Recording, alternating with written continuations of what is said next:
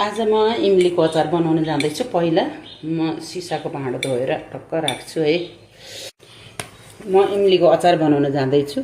मैले यसलाई बोक्रा जति सबै निकालेर सबै क्लियर गरेर राखेछु। अब यसलाई मैले यसरी सरर पानीमा यसरी भिजाउने साथी, पुरै डुबाउनु पर्छ। सरर डुबाएर मजाले पखाल्ने। ल, यसलाई धेरै हल्लाउन हुँदैन। हल्का यो बुटाबाट झार्दाखेरि हल्का पानी के अरे माटोहरू मिल्यो, फोहोर मैला टाँसियो कि भनेर यसलाई हल्का धेरै अमिलो मिच्दाखेरि फेरि अमिलो जान्छ। यसलाई यसरी सरर पखाल्ने है। पखालेपछि यहाँ राख्दिन। लगभग मैले यहीँ यसरी पानी तारेँ।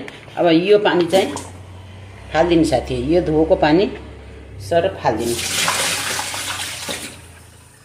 मैले सुकाउने टाइम नभएर अहिले फेरि यसरी कराईमा हल्का छ तताकी छु है। यसरी सरर तातोमा तताइदिएपछि सरर यो हल्का तातो हुन्छ। तातो भएपछि फेरि हामीले अर्को भाँडा, यसमा अब आवश्यकता अनुसार तेल राख्ने है साथी। मैले तेल राखेँ। अब मसला पनि पिसेर तयार छ साथी है।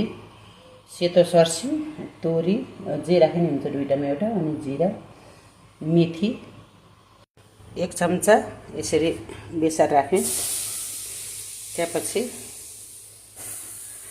त्यहाँपछि मैले यो भुटेको मसलाहरू राखेँ।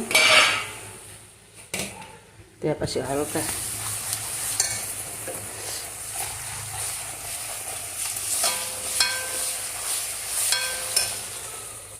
अमिलो त हुन्छ नै हैन, तर पनि हामीले यसलाई खुर्सानी पनि राख्नुपर्छ है।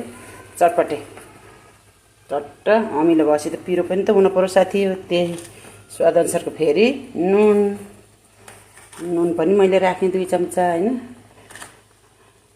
जति छ आफूलाई सामग्रीहरू जति छ त्यतिसम्म राख्ने। अनि यसरी गरेर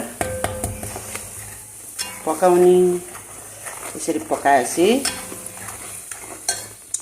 टक्क अब मसला लगभग तयार भयो। त्यसपछि राख्छु म इमली है। ओ माई गड, मुखमा पानी आहा देख्दैखेरि। यसलाई सर्लक्क पकाउने। वाउ,